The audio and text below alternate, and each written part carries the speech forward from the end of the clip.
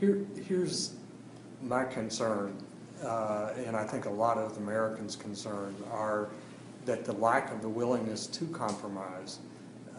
This country was founded on some really horrible compromises, whether it was about slavery. Good point.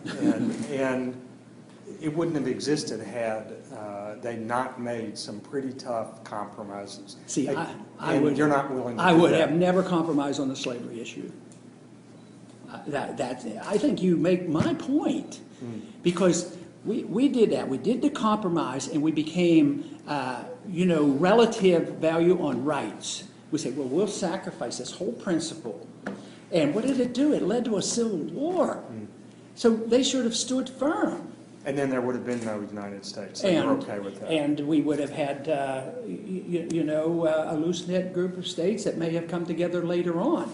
But why give up and plant the seeds of disaster? So, I mean, just think of the harm done because of that there was relative value. I'm not arguing that it's good. Oh, I I'm know, just saying but you're arguing the case for compromise. No, for democracy.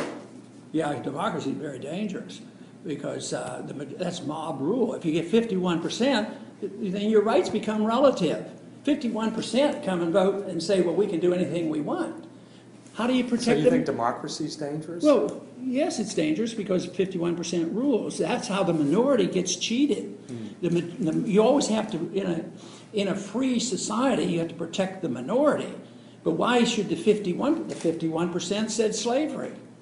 I mean, that's horrible. So no, to protect the minority, you cannot say that the majority can dictate rights. That is very, very dangerous, and the founders were very, very clear on this. They said, we don't even want a democracy. We want a republic. And it is extensively written how dangerous they considered a democracy, that 51%. And de Tocqueville, pointed this out as well, that it would be the dictatorship of the majority. The majority, when they're wrong, are very dangerous. So